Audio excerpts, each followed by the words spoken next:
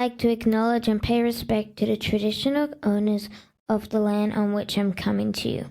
The land of the Gadigal people of the Eora Nation, it's upon their ancestral lands from which OneSpaceLove streams to you. Welcome to Living Story on the OneSpaceLove podcast. I'm your host, Stephania Papadopoulos. On this podcast, I sit down with inspiring guests who share their wisdom and their lived experience with the work that they're doing to help others let go of old stories, embrace who they truly are, and begin living a story where they feel aligned with purpose, with possibility. My hope is that each conversation reminds us to trust in your own unfolding, because your story is still being written.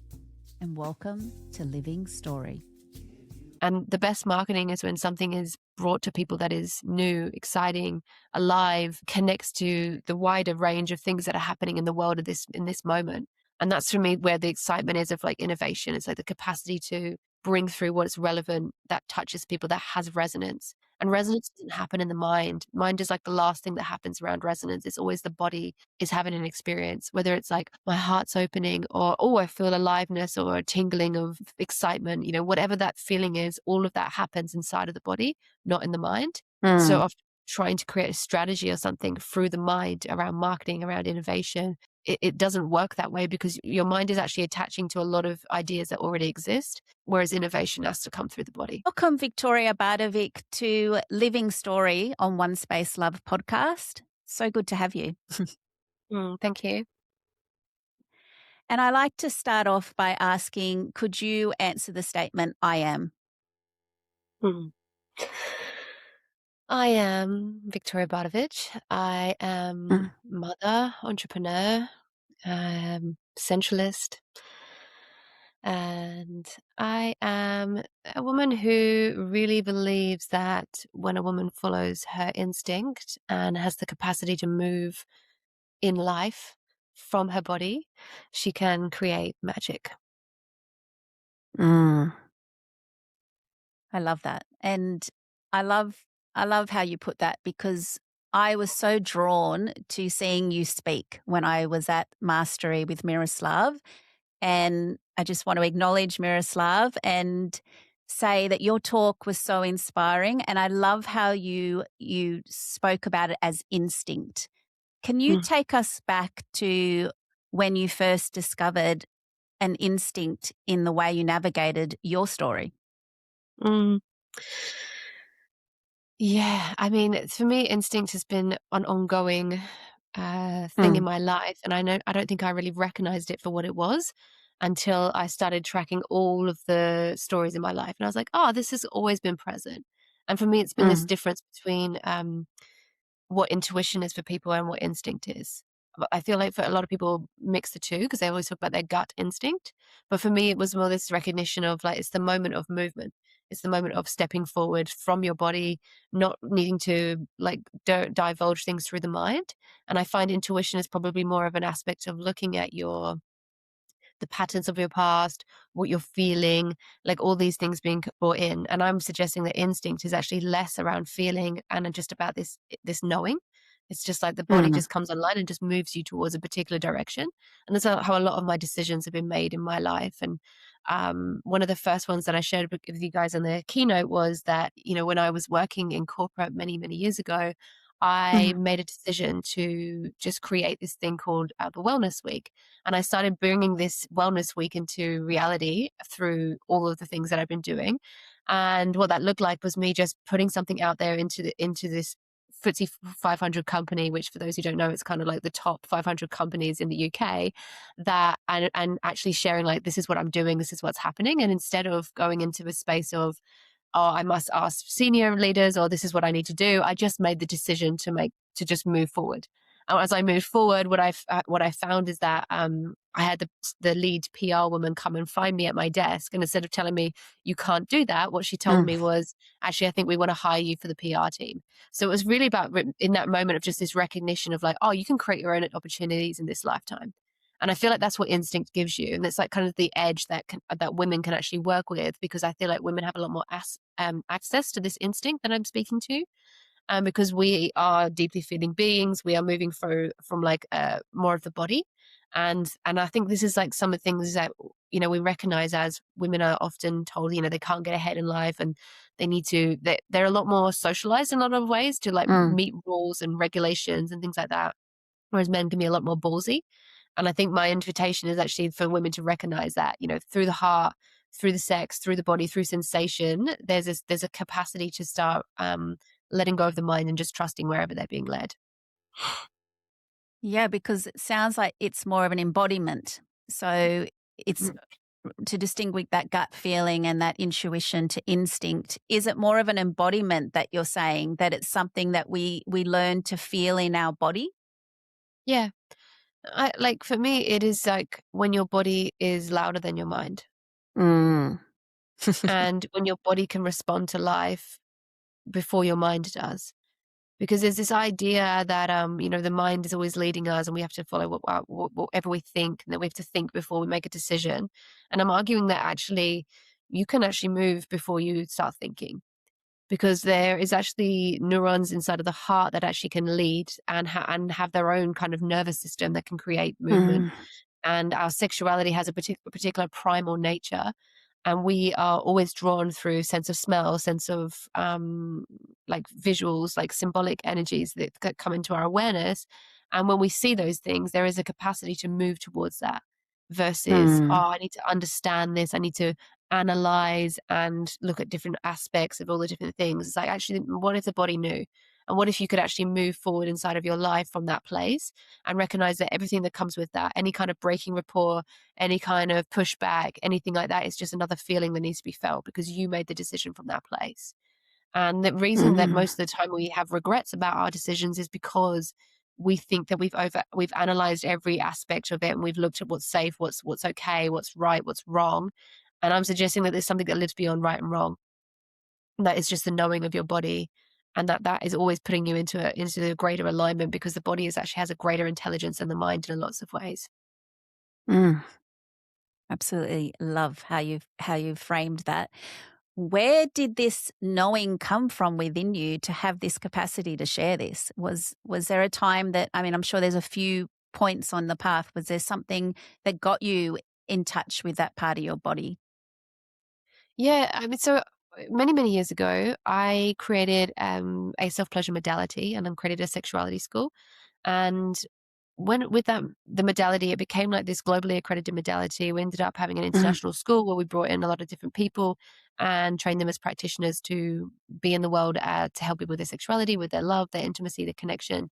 And the process of creating that modality was really what drove me to seeing how this instinct piece works. Because what started to happen was I started to turn up the volume of everything that was inside of me. And it was this process of taking other people through the process of the self-pleasure modality, which I should probably give some context to because it can sound Yes. quite saucy. So yeah, no, it sounds like very, you know, sexual and erotic and alive, but actually for me, self-pleasure is very different to masturbation. Like masturbation works with this concept of like, oh, we're working towards like orgasm, pleasure, arousal. And with self-pleasure, we're more opening up the body through this non-linear capacity. So we're just starting to track what's happening with the sexuality, what's happening with the body, what's happening, where are we closed, where are we open, and you're starting to get a really deep understanding and gauge of your system. And also what I noticed is that when people work with this modalities, they were able to go inside of their body and track what lives underneath their sexuality, which I refer to as Eros.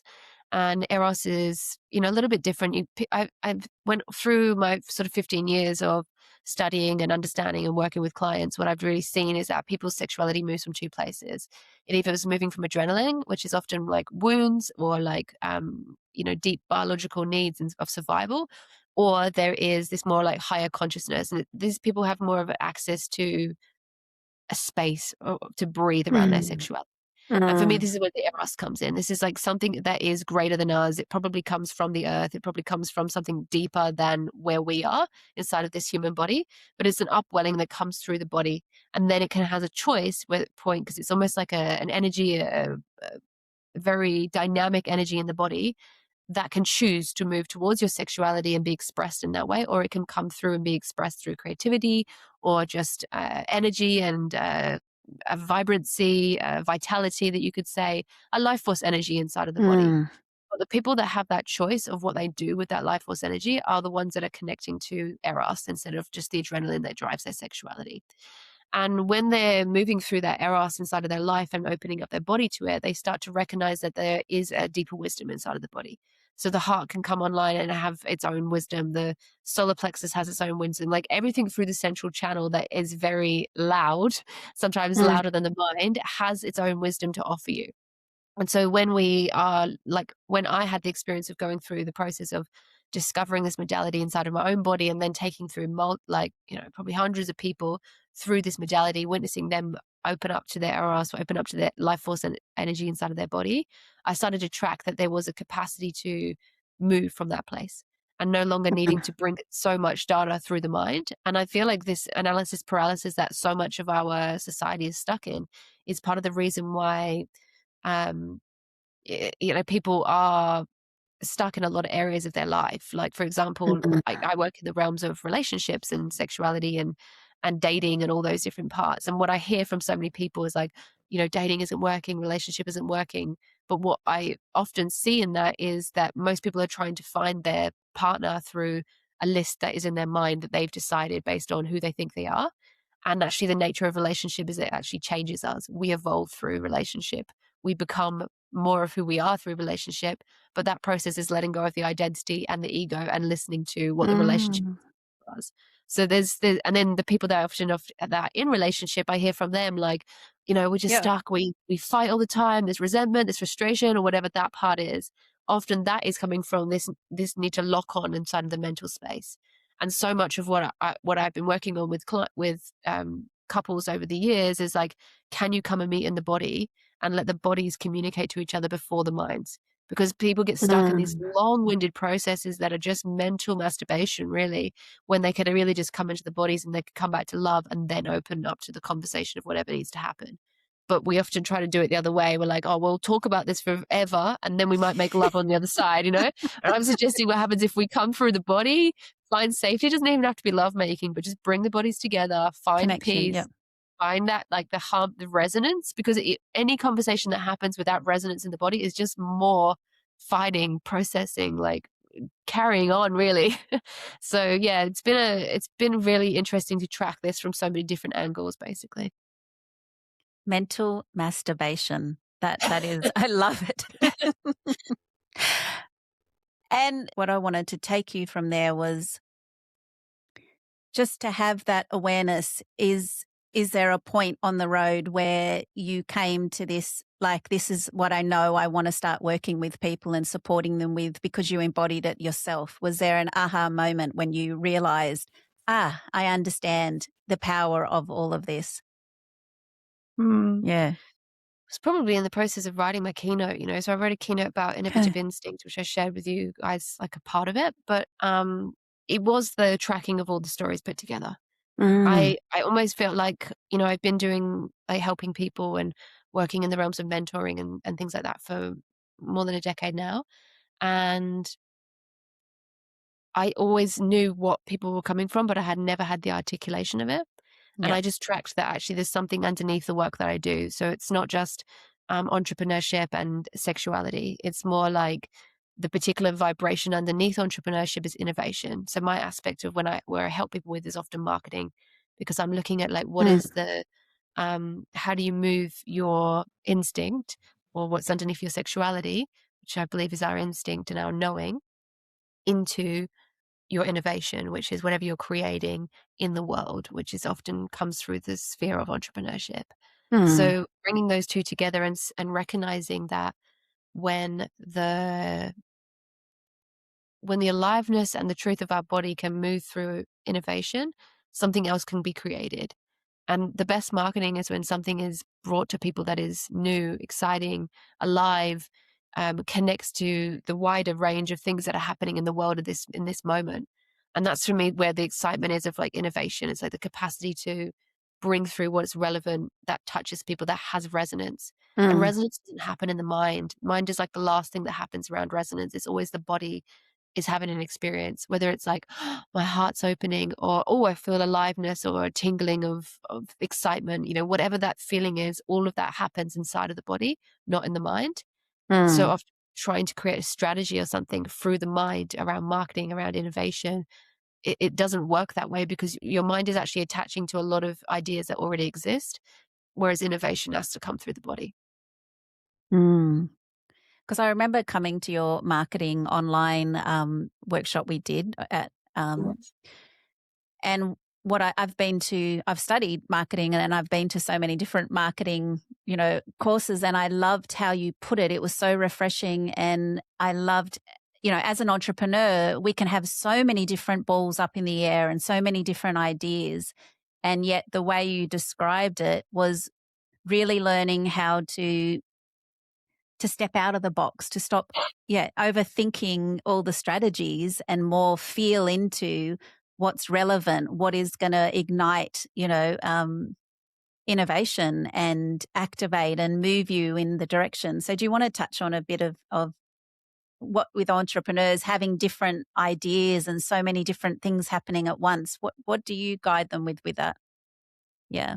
Yeah, I mean, my process is one of like taking in everything and then throwing it all away. I love I that. think Yeah. like how much of, we spend so much time absorbing content and ideas and all these different things. So it's always important to understand what's happening in the zeitgeist, but also letting all of that go to this, let it almost like digest through the body. And I use that word like purposefully, like digestion is like, how do we let it come all the way through and not just like come through our mind, stay in our mind, and then we try to spit something back out from there. I'm like, okay, take it through the mind, take it through the understanding of what's going on in the world, but then take it all the way. Take it all the way through the body, so let it actually digest and be, let go of as well. Because from there, it's like you are in an understanding, but you're not trying to drive from that place. And my process is one of like, okay, what are the paired narratives that are in the world that people can connect to through who you be? And like I've just explained, mine are more around instinct and innovation, or Eros and entrepreneurship. Those ones that tend to be where my people live. But the capacity to bring those two together is almost like where a new idea can be born. And the best ideas are actually where people have some form of being able to hold on to what is actually in the real world. When people try to bring an idea through that has no understanding of where it lives inside of people's reality already, then it tends to not land, because it's almost like too far out of people's consciousness. Whereas if you try to bring two things in, like the idea that's coming into my head right now is like a spork, like a fork and a spoon that comes together and it creates a spork.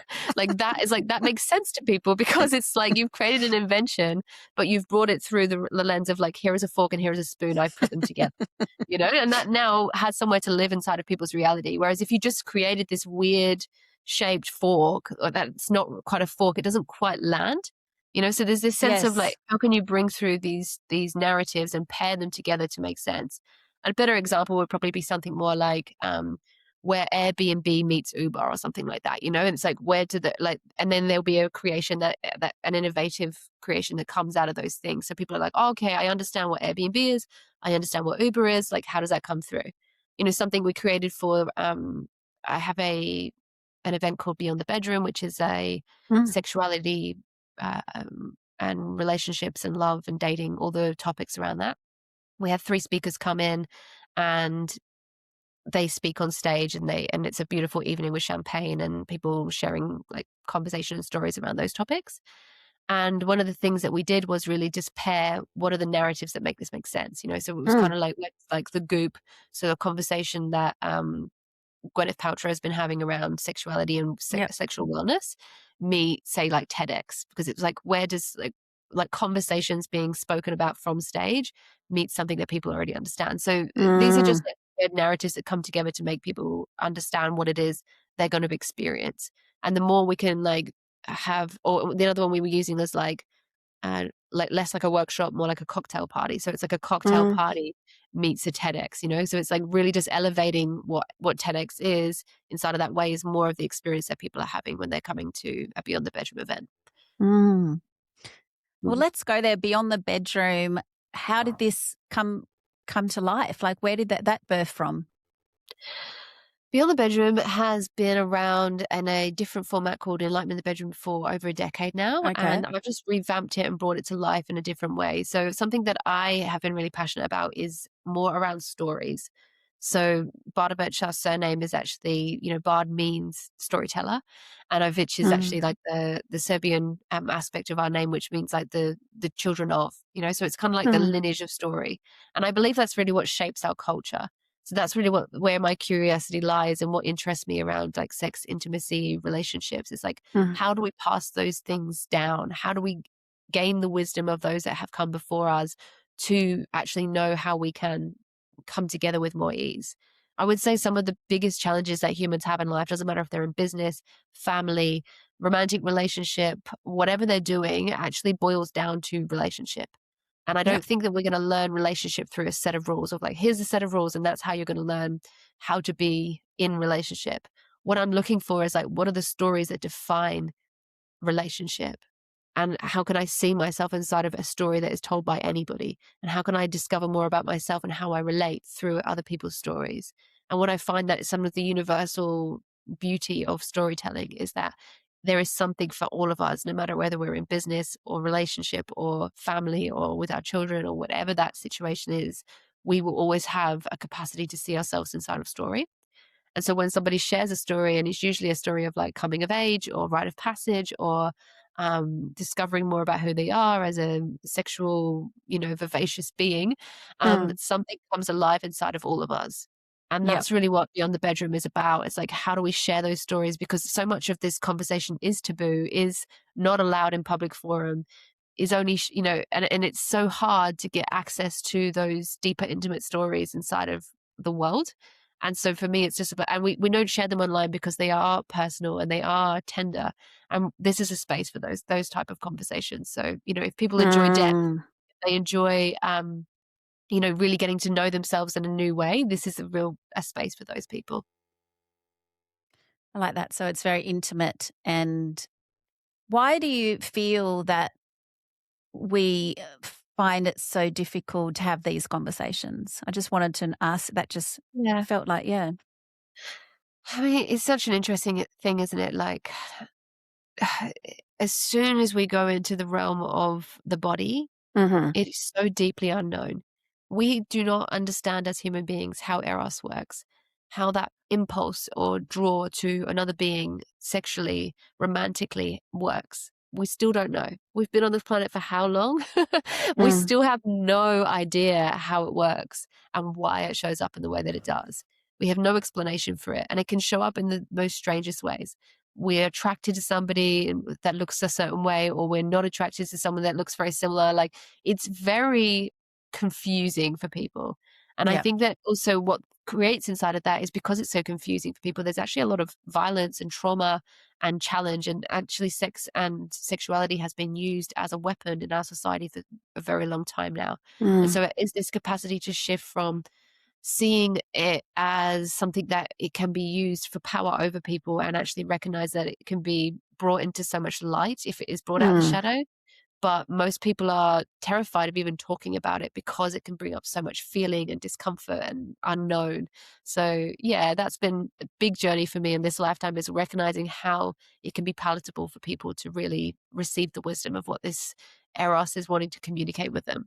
And I think you make it so accessible how you do explain it, that I think, I want to just acknowledge you with that, because it can be something that people feel shame around or, embarrassed. And I think you make it relatable, as you said, to other things in our lives that we can understand and hear what you're saying and feel it. Yeah.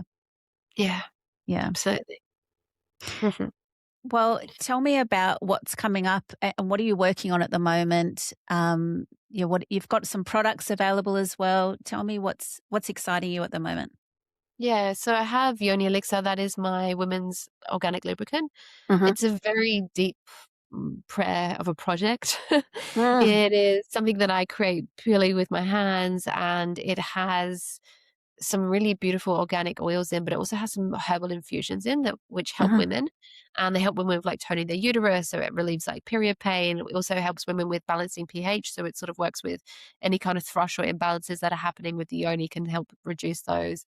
It also helps them enhance their libido. So I have like ashwagandha in there, raspberry leaf, sage, powder arco. Like there's some really beautiful things that really relax the nervous system and help women access more of their sensuality, which can help them access more of their eros, which in turn helps Mm. them access more of their decision making and more agency in their life.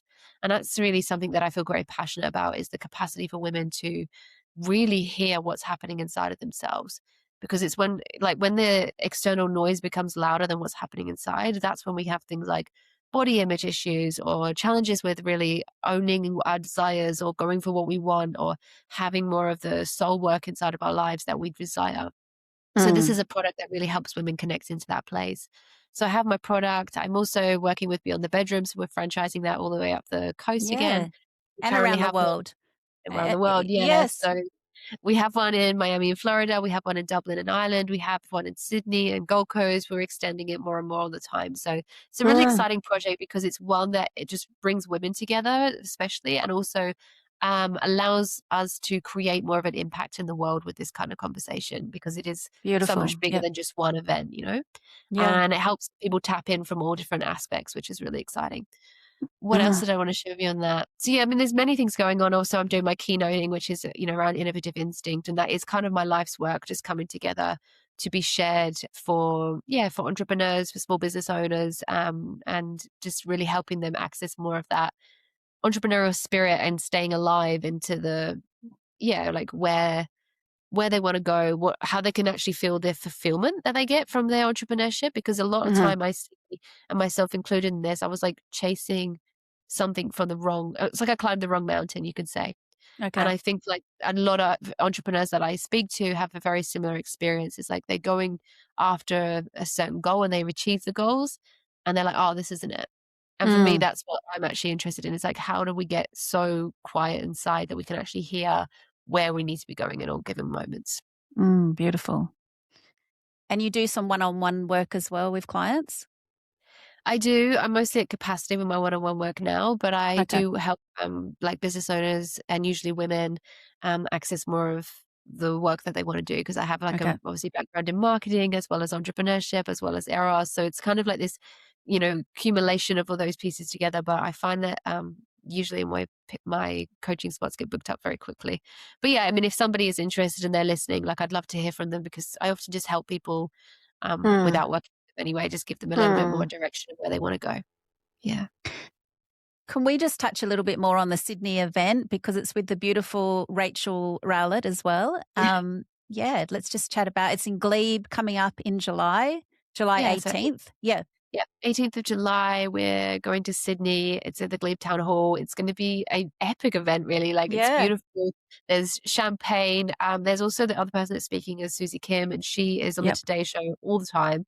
She's eHarmony's top dating and relationship coach. And Mm. so she's going to be sharing some wisdom of her own. She's also a really good friend of mine. And yeah, we have a lot of banter together. So I feel like there's going to be a lot of joy in the room and a lot of Yeah. juicy conversations. And I feel like that's what the welcome is, and what the invitation is for me is like, if you are somebody that likes to go deep, if you are tired of surface level events, if you want to meet the others, meet the ones that are actually willing to have the conversations that can go in any direction, Yep. like the room is for you. Mm. Yeah. And how can people get tickets? So if you just type in Beyond the Bedroom Sydney, you'll Okay. find it on that on Google. That would probably be the best way for people to find it that are listening. Thank you so much. I want to just ask you one last question before we wrap up. And there's so much more I could talk to you about. I love chatting with you. Thank you, Victoria. No worries. What would be something you wanted to leave the listeners with, one insight in living their story? Yeah. I think to live your story, you have to really commit to your story. Mm. I think to commit to your story, the more you can live through your body and actually just like Mm. choose your story instead of sitting on the sidelines of your story, And I think that analysis paralysis that I was speaking to is like, if you're having the experience of like, oh, I'm not fully in the story of my life, I'm not the main character of my life yet, then maybe this message is for you to just really get in touch with your instinct. Thank you so much, Victoria Bardović, for joining me on Living Story on OneSpaceLove. No problem. Thank you.